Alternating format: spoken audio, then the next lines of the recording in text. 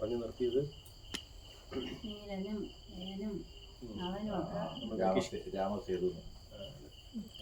ആയില്ല. സ്വീകരിച്ചു. ഇവിടെ നമുക്ക് ഒന്ന് രണ്ട് കാര്യങ്ങൾ മുൻപേ പറഞ്ഞു തരാനുണ്ട്. ഇന്നലത്തെ വനയാത്രയിൽ വിട്ടുപോയൊരു ഭാഗമാണ് ഭരദ്വാജാശ്രമം. ഭരദ്വാജൻ എന്ന് പറയുന്ന ശ്രേഷ്ഠനായ മുനിയുടെ ആശ്രമത്തിലാണ് ശ്രീരാമൻ വനവാസത്തിൽ ആദ്യമായി ഗുഹൻ തോണി കടത്തി ചെല്ലുമ്പോൾ ആദ്യമായിട്ട് ചെല്ലുന്നത്. അതായത് അയോധ്യയുടെ അതിർത്തി പ്രദേശത്ത് ഗംഗ കഴിഞ്ഞു കഴിഞ്ഞാലുള്ള സ്ഥലമാണ്. അവിടെയാണ്. അവിടെ അദ്ദേഹത്തിൻ്റെ നിർദ്ദേശാനുസരണം ദേവന്മാരുടെ ഇംഗിതം എന്തിനാണോ ശ്രീരാമൻ്റെ ജനനം അതിനെക്കുറിച്ചൊക്കെ ഭരദ്വാജൻ ശ്രീരാമനെ ഓർമ്മിപ്പിക്കുന്നു. അങ്ങനെ ഉദ്ദേശിക്കുന്നത് അപ്പോൾ ഈ വന്നതൊക്കെ സംഭവിക്കുന്നതൊക്കെ ഈ വനവാസവും ഒന്ന് മാറ്റി വെച്ചിട്ടാണ് ഇതിലൂടെ സൈഡിലോട്ട് വെച്ചിട്ട് സംഭവിക്കുന്നതൊക്കെ ഈ വനവാസവും ദുഃഖകാരണകമായിട്ടുള്ള കാര്യങ്ങളൊക്കെ വന്നത് ശ്രീരാമൻ്റെ ഉദ്ദേശത്തിന്, അതായത് എന്തിനാണോ ശ്രീരാമൻ്റെ ജനനം അതുമായി ബന്ധപ്പെട്ടതാണെന്ന് ശ്രീരാമനെ ഓർമ്മിപ്പിക്കുന്നു. ഈ വനവാസം ഉണ്ടെങ്കിലേ ശത്രു നിഗ്രഹമൊക്കെ സാധിക്കുള്ളൂ, രാക്ഷസ നിഗ്രഹം സാധിക്കുള്ളൂ. അതിനാണെന്ന് ഓർമ്മിപ്പിക്കുന്നു. അത് കഴിഞ്ഞിട്ട് അവിടെ നിന്ന് പിന്നീട് യാത്രയാകുന്നത് ഭരതൻ്റെയൊക്കെ വരവിന് ശേഷമാണെന്ന് പറഞ്ഞു. ഭരതൻ വന്ന് ഭരദ്വാജനെയാണ് കാണുന്നത്. അദ്ദേഹമാണ് ശ്രീരാമൻ്റെ സ്ഥലം കാണിച്ചു കൊടുക്കുന്നത്. അതിനുശേഷം തിരിച്ചു പോയി കഴിയുമ്പോഴാണ് ശ്രീരാമൻ അവിടുന്ന് അടുത്തൊരു സ്ഥലത്തേക്ക് പോകുന്നത്. ശ്രീരാമൻ അപ്പം താമസിക്കുന്ന സ്ഥലത്തിന് നമ്മൾ ഇന്നലെ പഞ്ചവടി എന്നാണ് പറഞ്ഞത്. അത് ചിത്രകൂടമാണ് പറഞ്ഞതിൽ തെറ്റിപ്പോയതാണ്. ചിത്രകൂടമാണ്. ചിത്രകൂടത്തിൽ നിന്ന് പിന്നീട് ഇനിയും അവിടെ നിന്നാൽ അയോധ്യവാസികളൊക്കെ വീണ്ടും ഇങ്ങനെ വന്നുകൊണ്ടിരിക്കും, നമ്മുടെ ഉദ്ദേശത്തിന് വിഘ്നം വരുമെന്ന് വെച്ചിട്ടാണ് അവിടെ നിന്ന് ദണ്ഡകാരണ്യത്തിൽ പിന്നീട് അവിടെ നിന്ന് വന്ന് സ്ഥിരമായി താമസിക്കുന്ന സ്ഥലമാണ് പഞ്ചവടി. അവിടെ നിന്നാണ് സീതാ അപഹരണം നടക്കുന്നത്. ഇവിടെ നമുക്കിനി പറയാനുള്ളത് കിഷ്കിന്ധ എന്ന് പറയുന്ന സ്ഥലത്ത്. ഇപ്പം നമ്മൾ കണ്ടു സുഗ്രീവനെ കുറിച്ചും ഹനുമാനെ കുറിച്ചുമൊക്കെ പറഞ്ഞു നിർത്തി. ഇവിടെ കിഷ്കിന്ധ എന്നൊരു രാജ്യം ഉണ്ടായിരുന്നു. അവിടെ കേസരി എന്ന് പറയുന്ന ഒരു രാജാവുണ്ടായിരുന്നു. കേസരിയുടെ കൂടെ തന്നെ പിന്നീട് രാജാവായി വരുന്നത് സൂര്യൻ്റെയും ചന്ദ്രൻ്റെയും പുത്രന്മാരായിട്ട് അഞ്ജന എന്ന് പറയുന്ന വാനര സ്ത്രീയിൽ ഉണ്ടാകുന്ന, അഞ്ജനയുടെ പൂർവ്വകഥകളൊക്കെ ഉണ്ട്, അത് നമുക്ക് പിന്നീട് ഒരവസ്ഥയിൽ പറയാം. അഞ്ജന ഒരു വാനര സ്ത്രീ ആയതിന് പിറകിൽ ഒരു ശാപമൊക്കെ ഉണ്ട്. അങ്ങനെ എന്തായാലും അഞ്ജന എന്ന് പറയുന്ന വാനര സ്ത്രീയിൽ സൂര്യൻ ഒരു പുത്രനും ചന്ദ്രൻ ഒരു പുത്രനും ഉണ്ടാവും. സൂര്യൻ്റെ പുത്രനാണ് സുഗ്രീവൻ. ചന്ദ്രനല്ല, ഇന്ദ്രൻ്റെ പുത്രൻ. ഇന്ദ്രൻ്റെ പുത്രനാണ് ബാലി എന്ന് പറയുന്ന ആളാണ്. ഇവർ രണ്ടുപേരും വളരെ ശക്തരാണ്. മൂത്തയാൾ ബാലി ആയതുകൊണ്ട് കിഷ്കിന്ധയുടെ ഭരണം അദ്ദേഹത്തിനാണ്. കേസരിയുടെ പുത്രനായിട്ടുള്ള ആളാണ് ഹനുമാൻ. അപ്പോൾ ഈ കേസരിക്ക് ഹനുമാൻ ഉണ്ടാകുന്ന സമയത്ത് വായുവിൻ്റെ അനുഗ്രഹം കൊണ്ടാണ്, വായു പുത്രനായിട്ടാണ്. കേസരി ആണെങ്കിലും അത് വായുപുത്രനാണ്. കേസരിയാണ് നിയമം അനുസരിച്ച് ഭർത്താവെങ്കിലും വായുവിനുണ്ടാകുന്ന പുത്രനാണ്. അദ്ദേഹം ശിവന്റെ അവതാരമാണെന്ന് പറയുന്നത്, ശിവന്റെ അംശ അവതാരമാണെന്ന് ഹനുമാനെ കുറിച്ച് പറയുന്നത്. ഹനുമാൻ ജനിച്ച ഉടനെ തന്നെ സൂര്യനെ കണ്ടിട്ട് അത് പഴുത്ത പഴമാണെന്ന് വിചാരിച്ചിട്ട് എടുത്ത് ചാടി എന്ന് പറയും. അങ്ങനെ ഉയരത്തിൽ ചെന്ന് ദൂരെ സൂര്യൻ്റെ അടുത്ത് വരെ ചെത്തി. ഈ സമയത്ത് ഇന്ദ്രൻ കണ്ടിട്ട് തൻ്റെ വജ്രായുധം എടുത്ത് തട്ടി. അങ്ങനെ ഹനുവിൽ മുറിവ് പറ്റി. അങ്ങനെയാണ് ഹനുമാൻ എന്ന് പേര് കിട്ടിയത്. ഹനുവിൽ മുറിവ് പറ്റി, അങ്ങനെ ഹനുമാൻ എന്ന് പേര്. അങ്ങനെ ജന്മനാ തന്നെ അജയ്യനായ ശക്തിയുള്ള ആളാണ് ഹനുമാൻ. വായുപുത്രനും കൂടെയാണ്. വായുപുത്രനായിട്ട് മറ്റൊരാളെ നമ്മുടെ മഹാഭാരതത്തിൽ ഭീമനാണ് പിന്നുള്ളത്. അപ്പം അങ്ങനെ മരുത്വ എന്ന് പറയുന്ന സ്ഥലത്തിനെ കുറിച്ചൊക്കെ ഈ വിഷയത്തിൽ പിന്നീട് നമുക്ക് സംസാരിക്കാം. എന്തായാലും അങ്ങനെ ഹനുമാനെ ഈ മുറിവ് പറ്റി ബോധം കെട്ട് വീണപ്പോൾ വായു ഇദ്ദേഹത്തെ എടുത്തുകൊണ്ട്, പുത്രനായ ഹനുമാനെ എടുത്തുകൊണ്ട് പാതാളത്തിൽ പോയി. അപ്പോൾ ഭൂമിയിൽ വായു ഇല്ലാതായി, ലോകം സ്തംഭിച്ചു. ഒടുവിൽ എല്ലാവരും കൂടെ എത്തിച്ചേർന്നു. ഹനുമാന്റെ ജീവൻ അപകടത്തിലാണ് എന്നുള്ളത് ഇതുകൊണ്ടാണ് അദ്ദേഹം അങ്ങനെ ചെയ്തതെന്നും ബ്രഹ്മാവ് വന്നിട്ട് അദ്ദേഹത്തിന് ജീവൻ തിരിച്ചു നൽകുകയും അജയ്യമായ ശക്തി കൊടുക്കുകയും ചെയ്തു. അങ്ങനെ ചെറിയ കാലത്ത് കളിച്ച് ഇങ്ങനെ നടക്കുന്ന സമയത്ത് അദ്ദേഹം ഈ ആശ്രമവാസികളിലേക്കൊക്കെ ചെറിയ ശല്യങ്ങളൊക്കെ ഉണ്ടാക്കി. കുട്ടിക്കളി പോലെ, അല്ലെങ്കിൽ ആ ശക്തിയുടെ അഹങ്കാരം കൊണ്ടോ ഒക്കെ ചെറിയ ആശ്രമവാസികൾക്ക് ശല്യം ഉണ്ടാക്കിയിരുന്നു. അങ്ങനെ ഒരു ശാപം കിട്ടി, തൻ്റെ ശക്തി ഓർമ്മയില്ലാതെ പൊട്ടിയിരുന്നു. പിന്നീട് ഹനുമാൻ വളർന്നു. സൂര്യൻ്റെ മുന്നിൽ തന്നെ പോയി ഇദ്ദേഹം വിദ്യ അഭ്യസിച്ചു. നല്ലൊരു ഗുരുവിനെ അന്വേഷിച്ച് നടന്നു, പലയിടത്തും നടന്നു. അങ്ങനെ ഒടുവിൽ അദ്ദേഹത്തിന് ഉത്തമനായ ഗുരുവായിട്ട് തോന്നിയത് സൂര്യനാണ്. സകല ശാസ്ത്രങ്ങളും അറിയാവുന്ന സൂര്യനാണ് ഗുരുവായിട്ട് തോന്നിയത്. അങ്ങനെ സൂര്യനെ സമീപിച്ചു. എനിക്ക് എൻ്റെ ഗുരുവായിട്ട് അങ്ങേ ഞാൻ വരിച്ചു, എനിക്ക് വേണ്ടുന്ന ദീക്ഷ തരണമെന്ന് പറഞ്ഞു. അപ്പോൾ സൂര്യൻ പറഞ്ഞു, എനിക്ക് അതിന് സമയമില്ല. കാരണം രാവിലെ മുതൽ അദ്ദേഹത്തിൻ്റെ യാത്ര തുടങ്ങുകയാണ്. ലോകപരിപാലനത്തിനായുള്ള യാത്രയാണ്. അപ്പോൾ അതുകൊണ്ട് പഠിപ്പിക്കാനായിട്ട് എനിക്ക് സമയം കിട്ടത്തില്ല, അതുകൊണ്ട് നീ മറ്റാരെങ്കിലും നോക്കിക്കൊള്ളാൻ പറഞ്ഞു. ഹനുമാൻ പിന്തിരിഞ്ഞില്ല. അങ്ങയുടെ യാത്രയിൽ ഞാൻ കൂടെ നടന്ന് പഠിച്ചോളാം എന്ന് പറഞ്ഞു. അങ്ങനെ ഹനുമാൻ പുറകോട്ട് തിരിഞ്ഞ്, മുമ്പേ സൂര്യൻ വരുമ്പോൾ പുറകോട്ട് തിരിഞ്ഞ് നടന്ന് അദ്ദേഹം ഈ ശാസ്ത്രങ്ങളെല്ലാം പഠിച്ചു. അദ്ദേഹം പുറകോട്ട് നടന്നുകൊണ്ടിരിക്കും, സൂര്യൻ വന്നുകൊണ്ടിരിക്കും. അങ്ങനെ സഞ്ചരിച്ച് ഹനുമാൻ ഈ സൂര്യനിൽ നിന്നും മുഴുവൻ ശാസ്ത്രങ്ങളും സംഗീതാദി മുഴുവൻ കലകളും പഠിച്ചു. അങ്ങനെ അജയ്യനായി തീർന്നു. ഗുരുദക്ഷിണയൊക്കെ ആയിട്ട് എന്ത് വേണമെന്ന് ചോദിക്കുമ്പോൾ അദ്ദേഹം പറയുകയാണ്, കിഷ്കിന്ധയിൽ എൻ്റെ പുത്രനായ സുഗ്രീവനുണ്ട്, ജ്യേഷ്ഠനായ ബാലിയുണ്ട്. അദ്ദേഹത്തിന് സംരക്ഷകനായിട്ട് ബാലിയിൽ അദ്ദേഹത്തിനൊരു സംശയമുണ്ട്. ബാലി ഒരുപക്ഷെ സുഗ്രീവനെ ത്യജിച്ചു കഴിഞ്ഞാൽ വേറെ ആരും സുഗ്രീവന് കൂട്ടായിട്ടില്ല, എൻ്റെ പുത്രൻ അവിടെ ഒറ്റയ്ക്കായി പോകും. അപ്പോൾ അതുകൊണ്ട് നീ കൂടെ അവിടെ ചെന്ന്, കിഷ്കിന്ധ വാനരന്മാരുടെ രാജ്യം കൂടെയാണ്, അതുകൊണ്ട് അവിടേക്ക് ചെല്ലണമെന്നുള്ള നിർദ്ദേശം അനുസരിച്ചിട്ടാണ് ഹനുമാൻ കിഷ്കിന്ധയിൽ സാമന്തനായിട്ട് പോകുന്നത്. അതായത് മന്ത്രിയായിട്ട്, മന്ത്രിപ്രവരനായിട്ട് അന്ന് മുതലാണ്. അപ്പോൾ അവിടെ യുവരാജാവായിട്ട് സുഗ്രീവനും രാജാവായിട്ട് ബാലിയുമാണ്. ഇതാണ് ഈ ഹനുമാന്റെ ജന്മ രഹസ്യത്തെക്കുറിച്ചൊക്കെ ഒരുപാട് കഥകൾ പറയുന്നുണ്ട്. അതിൽ പ്രധാനം ശ്രീരാമൻ ജനിക്കുന്നു എന്നറിഞ്ഞിട്ട് ശിവൻ തൻ്റെ അംശാവതാരമായ ഹനുമാനിലൂടെ വരുന്നു എന്നുള്ള ഒരു പ്രത്യേകമായിട്ടാണ്. ഭക്തൻ എന്നുള്ള അല്ലെങ്കിൽ ദാസൻ, ഭക്തനായിട്ടുള്ള ഒരാളെക്കുറിച്ച് ഒരു അറിവ് കിട്ടാൻ ഹനുമാനിലൂടെ നമുക്ക് മനസ്സിലാകും എന്നൊക്കെയാണ്. എന്തായാലും ഹനുമാൻ കിഷ്കിന്ധയിൽ അങ്ങനെ കഴിയുന്നു. ഈ കാലത്ത് ബാലി എന്ന് പറയുന്ന ആൾ വാനരനാണെങ്കിലും അദ്ദേഹം 10 ആനകളുടെ ബലവും അജയ്യമായ ശക്തികളാണ്. ബാലിക്ക് അച്ഛൻ വലിയ വരങ്ങളൊക്കെ കൊടുത്തിട്ടുണ്ട്. ഇന്ദ്രൻ പ്രത്യേകമായ വരങ്ങളൊക്കെ കൊടുത്തിട്ടുണ്ട്. തൻ്റെ നേർക്ക് ആര് യുദ്ധം ചെയ്യാൻ വരുന്നോ അവരുടെ പകുതി ബലം ബാലിക്ക് കിട്ടും. സ്വാഭാവികമായിട്ടൊരു ബലമുണ്ട്. അപ്പോൾ എതിർക്കാൻ വരുന്ന ആളുടെ നേർക്ക് നേരെ എതിർക്കാൻ വരുന്ന ആളുടെ പകുതി ബലവും കൂടെ ആർക്ക് കിട്ടും? ബാലിക്ക്. അങ്ങനെ ഒരു വരം കൂടെ ഉണ്ട്. അങ്ങനെ ഇരിക്കെ മായാവി എന്ന് പറയുന്ന ഒരു അസുരൻ, അതിനു മുമ്പ് ദുന്ദുബി എന്ന് പറയുന്ന ഒരു അസുരൻ വരുന്നു. ദുന്ദുബി എന്ന് പറയുന്ന ഒരു അസുരൻ ലോകം മുഴുവൻ എനിക്ക് എതിരാവാൻ ആരുണ്ടെന്ന് ചോദിച്ചിട്ട് ലോകം മുഴുവൻ ഓടി നടന്നു. അങ്ങനെ പൊത്തിൻ്റെ രൂപമാണ്. പലയിടത്തും നടന്നിട്ട് ആരും തനിക്ക് എതിരാവുന്നില്ല എന്ന് കണ്ട ഒടുവിൽ കിഷ്കിന്ധയിൽ വന്ന് ബാലിയെ പോയിരുന്നു വിളിച്ചു. ബാലി എങ്ങനെ ഗദയുമായിട്ട് ചാടി ചെന്നിട്ട് ഈ ദുന്ദുഭിയുമായിട്ട് യുദ്ധം ചെയ്യുന്നു. ഒടുവിൽ ദുന്ദുഭിയുടെ കൊമ്പിൽ പിടിച്ചിട്ട് വട്ടം ചുഴറ്റി എറിയുകയാണ്. അങ്ങനെ ഈ തല ചെന്ന് ഈ ഋഷ്യമുഖാചലം എന്ന് പറയുന്ന ഈ സ്ഥലത്ത് ചെന്ന് വീഴുക. അങ്ങനെ വീണപ്പോൾ അവിടെ ഒരു ഋഷിയുടെ ആശ്രമം ഉണ്ടായിരുന്നു. അഗസ്ത്യനാണെന്നാണ് പറയുന്നത്. അപ്പോൾ ആ ആശ്രമ പരിസരം രക്തത്താൽ പങ്കിലമാക്കിയതുകൊണ്ട് നീ എന്നെങ്കിലും ഇവിടെ വന്നാൽ എൻ്റെ തല പൊട്ടിച്ചിതറി നീ മരിച്ചു പോട്ടെ എന്നൊരു ശാപം കിട്ടി. അന്നു മുതൽ ബാലി അവിടെ ചെല്ലാതായി. അങ്ങനെ ഋഷിമുഖാചലത്തിന് ബാലി കയറാമല്ല എന്നൊരു പേരായി. അപ്പോൾ അങ്ങനെ ഇരിക്കെ ഈ ദുന്ദുഭിയുടെ സഹോദരനായ മായാവി ജ്യേഷ്ഠൻ മരിച്ചതറിഞ്ഞിട്ട് ബാലിയെ പോരിന് വിളിക്കാൻ വന്നു. കിഷ്കിന്ധയുടെ നഗരിയിൽ വന്നിട്ട് ബാലിയെ പോരിന് വിളിക്കുകയും ബാലി സഹോദരനായ സുഗ്രീവനോടൊപ്പം പോരിനിറങ്ങി പുറപ്പെടുകയും ചെയ്തു. അങ്ങനെ ശക്തമായ യുദ്ധമൊക്കെ കഴിഞ്ഞ് ഗതി കിട്ടാതായി. ശക്തി സ്വാഭാവികമായിട്ട് എതിരിടുന്ന ശക്തി ബാലിക്ക് കിട്ടുമല്ലോ. അങ്ങനെ നിവർത്തിയില്ലാതെ മരണഭയം നിമിത്തം മായാവി ഓടാൻ തുടങ്ങി. അങ്ങനെ ഓടിപ്പോയി ഒരു ഗുഹയിൽ കയറി. ഗുഹയിൽ കയറി കഴിഞ്ഞപ്പോൾ ബാലി സുഗ്രീവനോട് പറഞ്ഞു, ഇവൻ ഗുഹയിൽ കയറിയിരിക്കുകയാണ്, ഇവൻ മായാവിയാണ്, മായാവിദ്യകളൊക്കെ പ്രയോഗിച്ചു കളയും. അപ്പം അതുകൊണ്ട് നീ ഈ ഗുഹാമുഖത്ത് തന്നെ നിൽക്കുക. ഗുഹാമുഖത്ത് എപ്പോഴെങ്കിലും രക്തം വരികയാണെങ്കിൽ ഞാൻ മരിച്ചു എന്ന് വിചാരിച്ചോ. പാലാണ് വരുന്നതെങ്കിൽ ഞാൻ ജയിച്ചു, മായാവി മരിച്ചു എന്ന് വിചാരിച്ചോ. അപ്പം അങ്ങനെയാണെങ്കിൽ രക്തമാണ് വരുന്നതെങ്കിൽ നീ ശക്തമായ കല്ലുകൾ ഉപയോഗിച്ച് ഈ ഗുഹാദ്വാരം അടയ്ക്കണം. അവിടെ നിന്ന് ഒരിക്കലും ഈ മായാവി രക്ഷപ്പെടരുത് എന്ന് പറഞ്ഞിട്ട് അദ്ദേഹം ബാലി അകത്തേക്ക് പോകുന്നു. സുഗ്രീവൻ അവിടെ നിൽക്കുന്നു. അവിടെ ഘോരമായ ദന്തയുദ്ധം നടക്കുന്നു.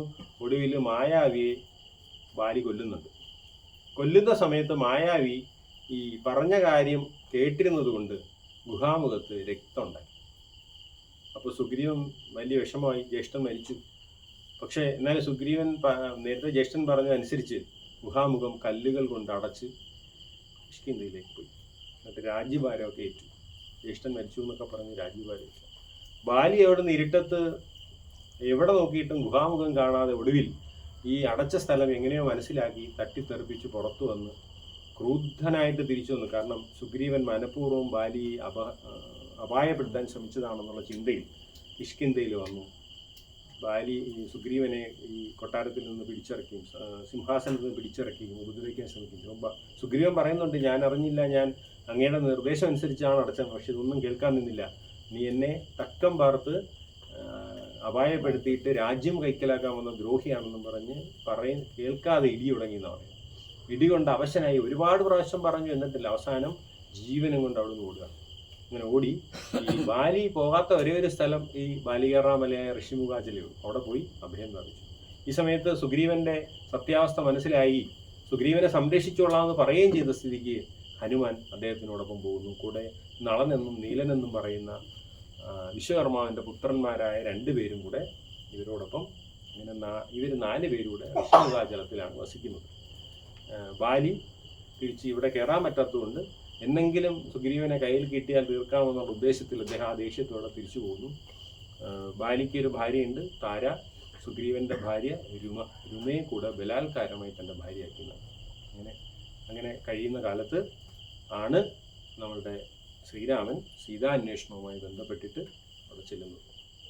അങ്ങനെ ഈ കാര്യങ്ങളൊക്കെ തൻ്റെ എന്താണ് ഇവിടെ ഇങ്ങനെ മുനി രൂപത്തിൽ കഴിയുന്നത്, അങ്ങയുടെ ശ്രേഷ്ഠമായ മുഖം കണ്ടിട്ട് ക്ഷത്രിയനാണെന്ന് മനസ്സിലായി. രാജാവായിരിക്കേണ്ട ആൾ കാട്ടിലെന്തിനാണ് ഇങ്ങനെ അലയുന്നത്, അങ്ങയുടെ മുഖം വിഷാദമായിരിക്കുന്നല്ലോ എന്നൊക്കെ പറയുമ്പോൾ ശ്രീരാമൻ തൻ്റെ കഥയും ഒക്കെ പറയുന്നു.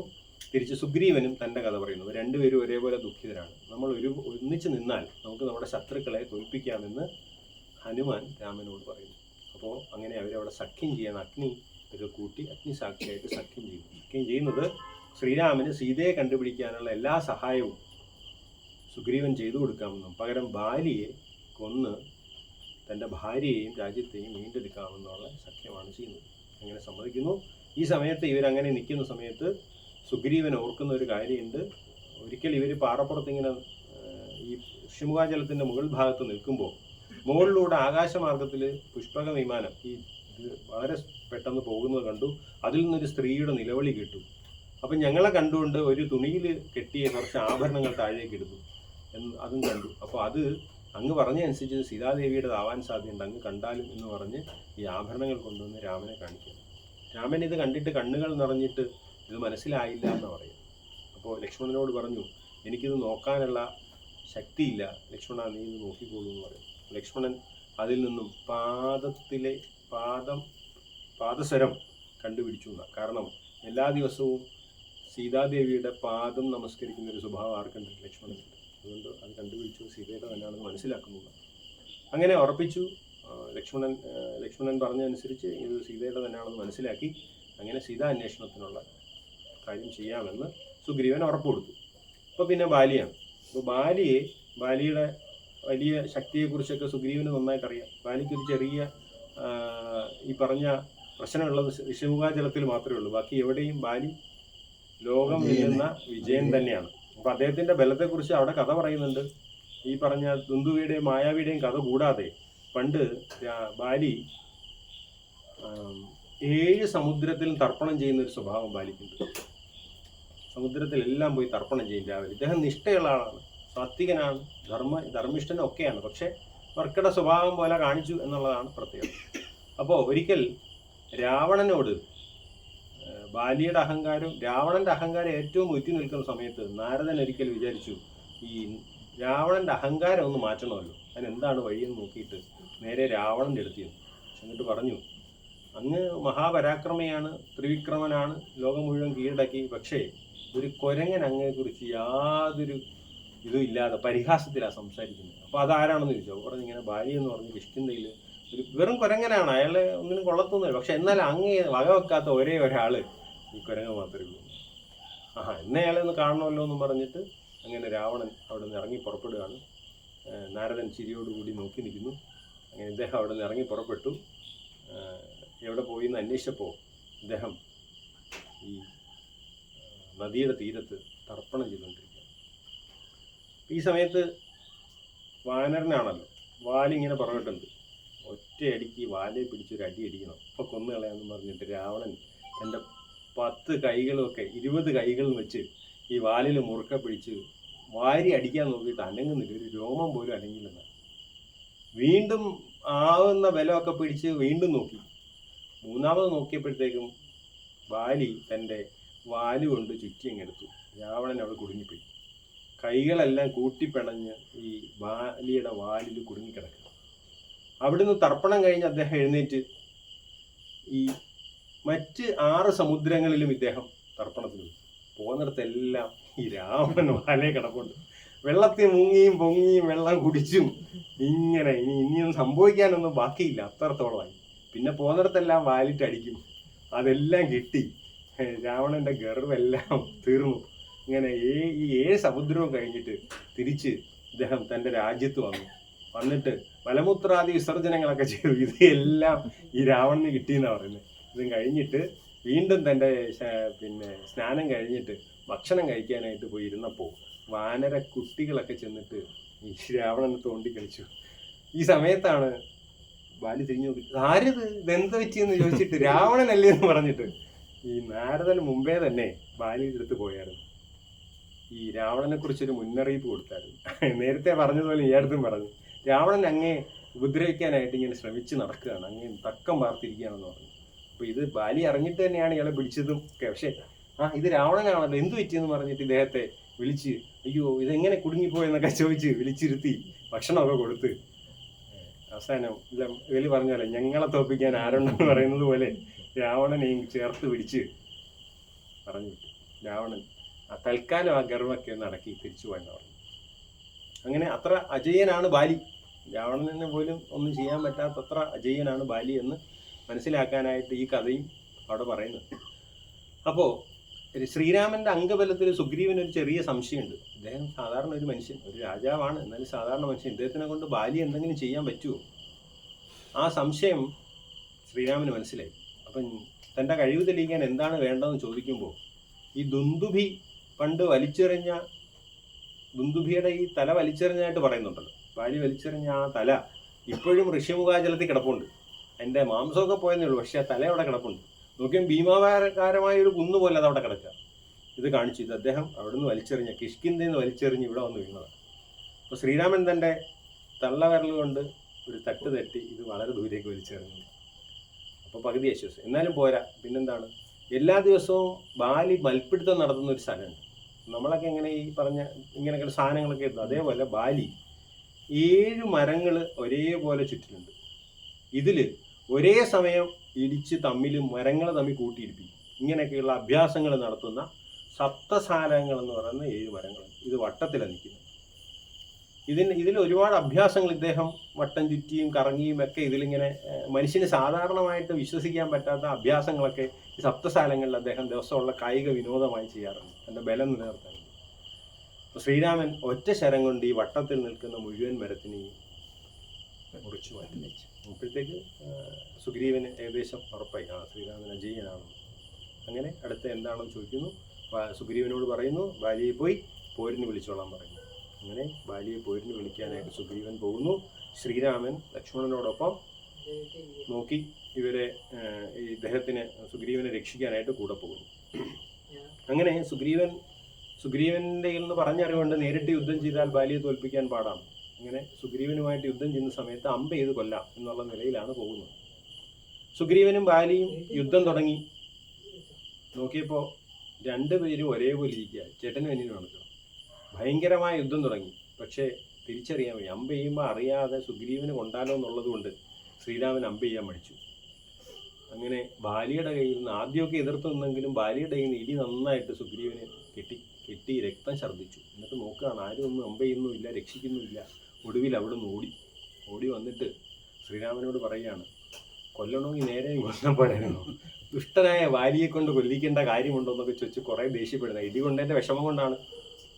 അപ്പോൾ ശ്രീരാമൻ പറയുന്നു, എൻ്റെ കുറ്റമല്ല, നിനക്ക് അപായം ഉണ്ടാവുമെന്ന് പേടിച്ചിട്ടാണ് ഞാനൊന്നും ചെയ്യാഞ്ഞത്, അതുകൊണ്ട് നിനക്കൊരടയാളം വേണം. അങ്ങനെ ഒരു മാല കൊടുക്കുന്നുണ്ട്, ആ മാല ഇട്ടിട്ട് പോകാൻ പറഞ്ഞു. അങ്ങനെ മാലയൊക്കെ ഇട്ട് ശ്രീരാമനൊന്ന് തലോടി തൻ്റെ ദേഹത്തെ മുറിവുകളൊക്കെ മാറ്റിയെന്നാണ്. അങ്ങനെ വീണ്ടും ആരോഗ്യവാനായിട്ട് സുഗ്രീവൻ വീണ്ടും യുദ്ധത്തിന് ചെല്ലുകയാണ്. അങ്ങനെ വീണ്ടും വാതുക്കൽ വന്ന് പോര് വിളിക്കുന്നത് കണ്ട് ബാലി ഇവന് കിട്ടിയൊന്നും പോരായോ എന്ന് ചോദിച്ചിട്ട് വീണ്ടും ചാടി ഇറങ്ങുമ്പോൾ ഭാര്യയായ താര പറയുന്നു, പ്രഭു അങ്ങ് ഇപ്പോൾ പോകരുത്, വനത്തിൽ നമ്മളുടെ ചാരന്മാരായിട്ടുള്ള ആളുകൾ പോയിട്ട് വന്നപ്പോൾ, പുത്രനായ അംഗദനും ഒക്കെ കൂടെ പോയിട്ട് വന്നപ്പോൾ ഇങ്ങനെ ശ്രീരാമൻ സീതയെ അന്വേഷിച്ച് വന്നതായിട്ടും അദ്ദേഹം സുഗ്രീവനുമായി സഖ്യം ചെയ്തതായിട്ടും അങ്ങേക്കൊന്ന് രാജ്യം വീണ്ടെടുക്കാമെന്ന് പറഞ്ഞതായിട്ടും കേട്ടിട്ടുണ്ട്. അപ്പോൾ സുഗ്രീവൻ യുദ്ധത്തിൽ പരാജിതനായി പോയിട്ട് വീണ്ടും വന്നപ്പോൾ സുഗ്രീവന് പിന്നിൽ ആരോ ഒരാൾ ഉണ്ടാവാം, ശ്രീരാമനാണെങ്കിൽ അങ്ങേക്ക് ആപത്തുണ്ടാകും, പോകരുതെന്ന് പറയും. അപ്പോൾ പറയും, സ്ത്രീ സംബന്ധമായ നിന്റെ വിഷമങ്ങളാണ് നീ പറയുന്നത്. ഞാൻ ഇതുവരെ എൻ്റെ മുന്നിൽ വന്ന് പോരിട്ട് വിളിച്ചിട്ടുള്ള ഒരാളെയും ഞാൻ തിരിച്ചു വിട്ടിട്ടില്ല. അപ്പോൾ അതുകൊണ്ട് ഞാൻ അങ്ങനെ തിരിച്ച് ഇതിനകത്ത് ഉറങ്ങിയിരിക്കുന്നത് ശരിയല്ല. പിന്നെ ശ്രീരാമന് എന്നോട് ഭയങ്കര സ്നേഹമാണ്, ശ്രീരാമനെ എനിക്കറിയാം. ശ്രീരാമൻ വരികയാണെങ്കിൽ എൻ്റെ അടുത്താണ് വരേണ്ടത്, ഈ നിസാരനായ സുഗ്രീവൻ്റെ അടുത്ത് വന്നിട്ട് എന്ത് ചെയ്യാനാ? അതുകൊണ്ട് ശ്രീരാമനോട് എനിക്ക് ദേഷ്യമില്ലല്ലോ. ശ്രീരാമൻ ജഗത് നാരായണൻ തന്നെയാണെന്ന് എനിക്കറിയാം. അദ്ദേഹം രാക്ഷസ വംശത്തെ ഇല്ലാതാക്കാൻ വന്ന ആളാണ്. അപ്പം അദ്ദേഹത്തിനോട് എനിക്ക് എന്തില്ല, വൈരമില്ല, അദ്ദേഹത്തിന് എന്നോടും വൈരമില്ല എന്ന് പറഞ്ഞിട്ട് ആശ്വസിപ്പിച്ച് താരയെ ആശ്വസിപ്പിച്ച് അദ്ദേഹം സുഗ്രീവനുമായിട്ട് യുദ്ധത്തിന് പോവാണ്.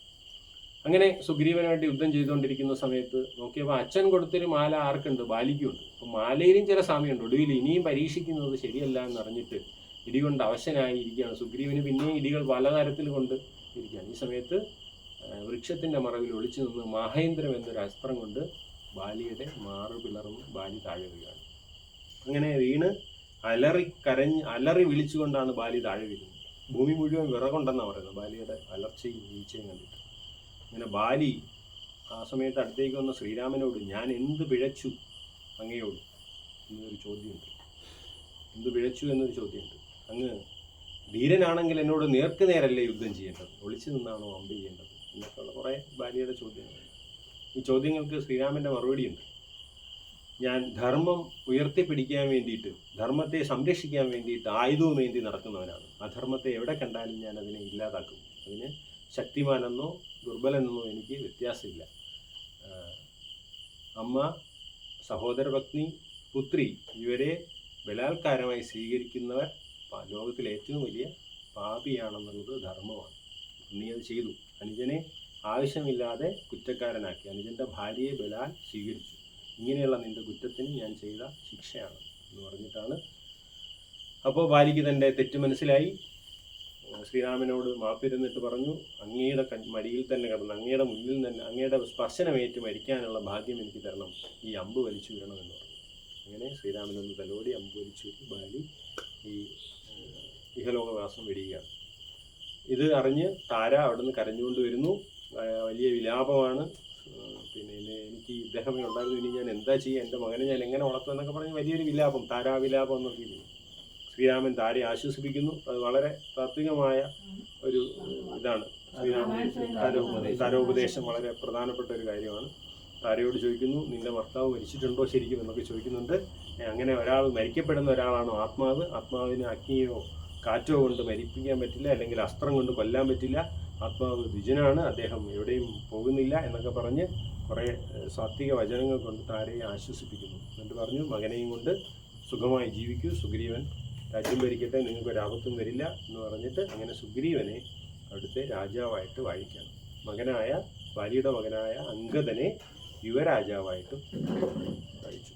ഇത്രയും കഴിഞ്ഞ് ശ്രീരാമൻ ഈ കിഷ്കിന്ധയിൽ പോകുന്നില്ല. കാരണം വനപ്രവേശ സമയത്ത് അദ്ദേഹം ഒരു പ്രതിജ്ഞ എടുത്തിട്ടുണ്ട്, ഒരു നഗരത്തിലും ഒരാളുടെ ആതിഥ്യം സ്വീകരിക്കാനും ഞാൻ പോകില്ല എന്ന് പറഞ്ഞു. അങ്ങനെ ലക്ഷ്മണനെ കൊണ്ടാണ് സുഗ്രീവൻ അഭിഷേകാദികൾ ചെയ്യിക്കുന്നത്. സുഗ്രീവനെ അഭിഷേകം ചെയ്ത് വേണ്ടുന്ന കാര്യങ്ങളെല്ലാം ചെയ്തിട്ട് ലക്ഷ്മണൻ ശ്രീരാമൻ്റെ അടുത്തേക്ക് വരികയാണ്. അപ്പോൾ തിരിച്ച് സീതാന്വേഷണത്തിന് പോകാൻ വർഷകാലമാണ്. വർഷകാലം കഴിഞ്ഞിട്ട് സീതാന്വേഷണത്തിന് പോകാം. ഏകദേശം 2 മാസത്തോളം സമയമുണ്ട്, അപ്പോഴത്തേക്ക് പോകാമെന്ന് പറഞ്ഞ് പോരുകയാണ്.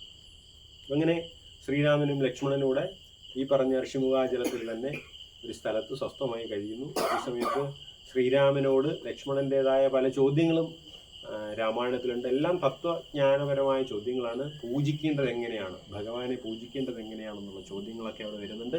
പൂജിക്കേണ്ട വിധം ശ്രീരാമൻ പറഞ്ഞു കൊടുക്കുന്നുണ്ട്. നമ്മൾ സാമാന്യ ജനത്തിന് പോലും ഒരു പൂജ എങ്ങനെ ചെയ്യണമെന്ന് മനസ്സിലാക്കാൻ രാമായണം വായിച്ചാൽ പഞ്ചോപചാര പൂജകളും നിവേദ്യം വെക്കേണ്ട രീതികളും ആസനം കൊടുക്കേണ്ടതും അർഘ്യം പാദ്യം ആചമനം തുടങ്ങിയ കാര്യങ്ങളെക്കുറിച്ചും വിസ്തരിച്ച് ഒരു മൂർത്തി പൂജയും പത്മഘട്ട പൂജയും അങ്ങനെ ഏതൊക്കെ തരത്തിലുള്ള പൂജയുണ്ടോ അതിനെക്കുറിച്ചെല്ലാം ശ്രീരാമൻ ലക്ഷ്മണനെ ഉപദേശിക്കുന്നുണ്ട്.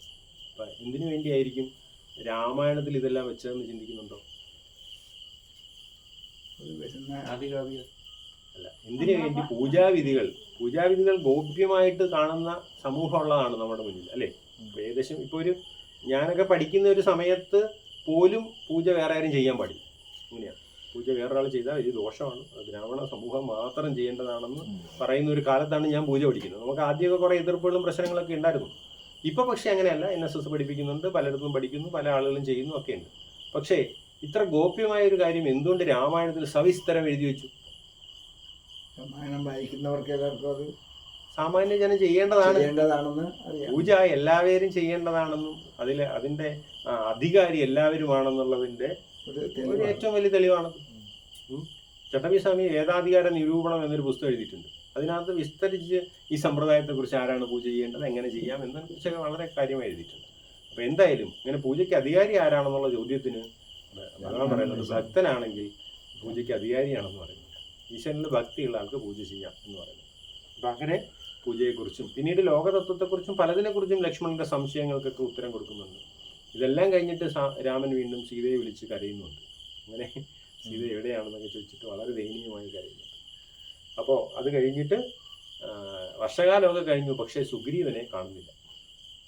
അപ്പോൾ ലക്ഷ്മണൻ പറഞ്ഞു, ഭഗവാനെ, സുഗ്രീവൻ വാനരൻ തന്നെയാണ്, ചഞ്ചലമായ മനസ്സുള്ളവരാണ് വാനരന്മാരെന്ന്. അദ്ദേഹം സുഖലോലുപതയിൽ കഴിയുകയായിരിക്കും, അങ്ങേ മറന്നിട്ടുണ്ടാവും, ഞാൻ പോയി അന്വേഷിക്കാം. അപ്പോൾ ലക്ഷ്മണന്റെ സ്വഭാവം ഏകദേശം അറിയാവുന്നതുകൊണ്ട് പറഞ്ഞു, അയാളൊന്ന് പേടിപ്പിച്ചാൽ മതി, മറ്റ് അപായപ്പെടുത്താനൊന്നും പോരുത്.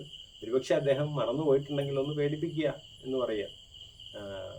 ബാലിയെ കൊന്ന ബാണം എൻ്റെ ആവനാഴിയിൽ ഇപ്പോഴുണ്ട് എന്ന് ഓർപ്പിച്ചാൽ മാത്രം മതിയെന്ന് പറഞ്ഞിട്ട് ലക്ഷ്മണനെ വിടുന്നു. ലക്ഷ്മണൻ ചെല്ലുമ്പോൾ ഒരുപക്ഷെ സുഗ്രീവൻ ഇത്രയും കാലം കാട്ടിലേക്കാണെന്ന് ഇറങ്ങിച്ചുകൊണ്ടായിരിക്കും അദ്ദേഹം കിട്ടിയ ഒരു സന്തോഷത്തിൽ അത്യാവശ്യം മധുപാനമൊക്കെ ചെയ്ത് നൃത്തമൊക്കെ കണ്ട് ആനന്ദിച്ചിട്ടൊക്കെ ഇരിക്കുകയാണ്.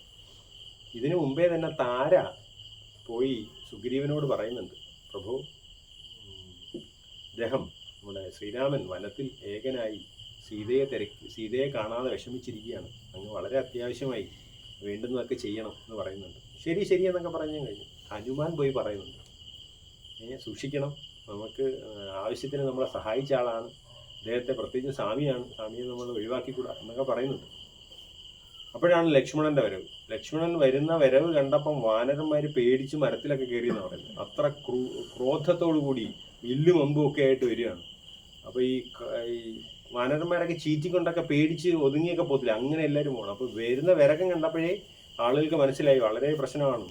ഹനുമാൻ ഓടി വന്ന് ലക്ഷ്മണനെ കുശലാന്വേഷണമൊക്കെ ചെയ്ത് ചേർത്ത് പിടിച്ചു. എന്താണ് അങ്ങ് ഇത്ര ദേഷ്യത്തോടെ ഇരിക്കുന്നു? അങ്ങ് കൂടുതൽ പറയണ്ട, എവിടെ സുഗ്രീവൻ, വിളിക്കൂ എന്ന് പറഞ്ഞു. അപ്പോൾ ഹനുമാൻ പെട്ടെന്ന് പോയിട്ട് അങ്ങയുടെ ഇരുന്നാലും അതിഥി മന്ദിരത്തിൽ എത്തിയിട്ട് ഞാനിപ്പോൾ വരാമെന്ന് പറഞ്ഞ് പോയിട്ട് സുഗ്രീവൻ്റെ അടുത്ത് പോയി പറഞ്ഞു, ലക്ഷ്മണൻ വന്നിരിക്കുന്നു, വളരെ ക്രുദ്ധനാണ്, അങ്ങ് വിചാരിക്കുന്ന പോലെ അല്ല, കാര്യം വളരെ പ്രശ്നമാണ്, അതുകൊണ്ട് അങ്ങ് സൂക്ഷിക്കണം എന്ന് പറഞ്ഞു. അപ്പം പെട്ടെന്ന് സ്വബോധം വന്നു. ലക്ഷ്മണൻ വന്നു എന്ന് പറഞ്ഞപ്പോൾ സ്വബോധം വന്നു. പറഞ്ഞു, ഞാനിപ്പോൾ പോകുന്നത് ശരിയല്ല, അത് കാര്യം ഈ താരയെ വിളിച്ചിട്ട് പറഞ്ഞു, താര പോയി ലക്ഷ്മണനെ അനുനയിപ്പിക്കൂ, കാര്യങ്ങൾ പറയൂ, ഞാൻ അപ്പോഴത്തേക്ക് എത്താം എന്ന് പറഞ്ഞു. അങ്ങനെ അംഗദനോടൊപ്പം താര പോയി ലക്ഷ്മണനെ കണ്ടു. ലക്ഷ്മണൻ ചോദിച്ചു, താരയല്ലല്ലോ വരേണ്ടത്, എവിടെ സുഗ്രീവനെ കാണണം എനിക്ക് എന്നുള്ള രീതിയിൽ വളരെ വളരെ ദേഷ്യത്തോടെ സംസാരിച്ചോ പറഞ്ഞു, അങ്ങേക്ക് അറിയാലോ വാനരന്മാർ പൊതുവേ ചഞ്ചലചിത്തരാണ്, അതിൻ്റെ കൂടെ സുഗ്രീവൻ ഇത്രയും കാലം വനത്തിലൊക്കെ കിടന്ന് കഷ്ടപ്പെട്ട് ബുദ്ധിമുട്ടി രാജ്യഭാരവും നഷ്ടപ്പെട്ട് പോയ ആളാണ്. അപ്പോൾ കിട്ടിയപ്പോൾ അതിൻ്റെ ഒരു ആശ്വാസത്തിൽ അദ്ദേഹം മതിമറന്ന് പോയതാവാം, അങ്ങല്ലേ ഇതൊക്കെ ക്ഷമിക്കേണ്ടത്. അങ്ങനെപ്പോലെ മഹാനുഭാവന്മാരിങ്ങനെ ഈ കുരങ്ങന്മാരോട് ഇങ്ങനെയൊക്കെ ചെയ്താൽ എങ്ങനെയാണ്? അതുകൊണ്ട് സുഗ്രീവൻ സാത്വികനാണ്, അദ്ദേഹം സഹായിക്കുക തന്നെ ചെയ്യും, വേണ്ടുന്നതൊക്കെ ചെയ്തു തുടങ്ങിയിട്ടുണ്ടെന്ന് പറഞ്ഞു. അങ്ങനെ സ്വസ്ഥനായി ഒന്ന് സമാധാനമായി താരയുടെ വാക്കുകളൊക്കെ കേട്ട് സമാധാനമായി ഇരിക്കുമ്പോൾ സുഗ്രീവൻ വന്ന് കാലിൽ വീണു. ഞാൻ മനഃപൂർവ്വമല്ല, ഞാൻ അതിനുള്ള ആരംഭങ്ങളൊക്കെ കുറിച്ചു എന്ന് പറഞ്ഞിട്ട് ഇവരെ വിളിച്ചിട്ട് കണ്ടില്ലേ, സൈന്യങ്ങളൊക്കെ തയ്യാറായിട്ടുണ്ട്, എല്ലാ ദിക്കിലേക്കും ആളുകളെ വിടാനായിട്ടുള്ള ശ്രമം തുടങ്ങിയിട്ടുണ്ട് എന്നെല്ലാം പറഞ്ഞ് ആശ്വസിപ്പിച്ചു. അതിന് മുമ്പേ തന്നെ പറഞ്ഞിരുന്നു, അമ്പ് ശ്രീരാമൻ്റെ കയ്യിലുണ്ട് എന്നൊക്കെ ഹനുമാനോട് പറഞ്ഞു വിട്ടിട്ടുണ്ടായിരുന്നു. അപ്പോൾ അതുകൊണ്ട് അങ്ങനെ സംശയിക്കേണ്ട, ഉറപ്പായിട്ടും ഞാൻ സീതാന്വേഷണത്തിനുണ്ടെന്ന് പറയുന്നു. ദയവായി ശ്രീരാമനോട് ഓർപ്പിക്കാൻ പറയുന്നു. അങ്ങനെ അപ്പോഴും തന്നെ ലക്ഷ്മണൻ്റെ കൂടെ ഹനുമാനും സുഗ്രീവനും നളനും നീലനും ഒക്കെ ഉണ്ടായിരുന്ന ഒന്നിച്ച് തന്നെ ഇവർ ശ്രീരാമനെ കാണാൻ പോകുന്നു. സീതാന്വേഷണത്തിന് ഉടനെ ആളെ വിടാമെന്നും എല്ലാ ദിക്കിലേക്കും വാനരന്മാരുടെ ഓരോ കൂട്ടത്തെ വിടുക. തെക്കേ ദിക്കിലേക്ക് ഹനുമാനും ജാമ്പവാൻ എന്ന് പറയുന്ന ഒരു മഹാരഥനും അങ്കദനും നളനും നീലനും അടങ്ങുന്ന സംഘം തെക്കേ ദിക്കിലേക്കും പോയി. ഇങ്ങനെ എല്ലാ ദിക്കിലേക്കും പോയി. പോകുമ്പോൾ 1 മാസത്തിനകത്ത് തിരിച്ചു വരണം. 2 മാസത്തിനകത്ത് തിരിച്ചു വരണം. അന്വേഷണം ചെയ്തിട്ട് ശരിയായ ദിശ കണ്ടുപിടിച്ചില്ല എങ്കിൽ തിരിച്ചു വരുമ്പോൾ എന്ത് പറ്റും? മരണം ഉറപ്പാണ്. ഇങ്ങനെയാണ് പറഞ്ഞേക്കുന്നത്. അപ്പം അതുകൊണ്ട് പോയി കാര്യം സാധിച്ച് കാര്യം മനസ്സിലാക്കി തിരിച്ചു വരണം. എവിടെയാണ് സീതയുള്ളതെന്ന് അന്വേഷിച്ചിട്ട് തിരിച്ചു വരണം. ഇങ്ങനെ തെക്കേ ദിക്കിലേക്ക് ഹനുമാനെ തന്നെ വിട്ടു എന്നാണ് പറയുന്നത്. അപ്പോൾ ഇത്രയും പേര് പോകുന്നതിൽ ഹനുമാനെ മാത്രം ശ്രീരാമൻ ചേർത്ത് പിടിച്ച് നിർത്തിയിട്ട്, എല്ലാവരും ഉണ്ടെങ്കിലും എനിക്ക് നിന്നോടുള്ള സ്നേഹവും ഭക്തിയും വേറെ ആർക്കും ഇല്ലയെന്നറിയാം. അതുകൊണ്ട് സീതയുടെ ഒരു മോതിരം, മുദ്രമോതിരം ഞാൻ തന്നുവിടാം. അവിടെ ചെല്ലുമ്പോൾ നിന്നെ സീതയ്ക്ക് മനസ്സിലാവണമെങ്കിൽ അതുണ്ടാവുന്നു നല്ലത്. എന്നിട്ടൊരു അടയാളവാക്യം കൂടെ പറഞ്ഞു കൊടുത്തു. അടയാളവാക്യം എന്ന് പറഞ്ഞാൽ മനസ്സിലാവുമല്ലോ എന്താണ്? കോടുവേട് എന്ന് പറയാം. അടയാളവാക്യം എന്ന് വെച്ചാൽ നമ്മൾ 2 പേരുള്ളപ്പോൾ നമ്മൾ 2 പേരും മാത്രം പറഞ്ഞ ഒരു കാര്യം, അതാണ് അടയാളം. അത് ഇവർ 2 പേരും പറഞ്ഞെങ്കിലേ കിട്ടും. അങ്ങനെ ഒരു വാക്ക് പറഞ്ഞു കൊടുത്തു. അപ്പൊ ഇത് സീതയും രാമനും മാത്രം പറഞ്ഞാണ്, വേറൊരാൾക്ക് അറിയില്ല. അപ്പൊ അത് പറയണമെങ്കിൽ രാമൻ പറയാതെ പറ്റില്ല. അങ്ങനെയാണ് അടയാളവാക്യം പറഞ്ഞു കൊടുത്തു.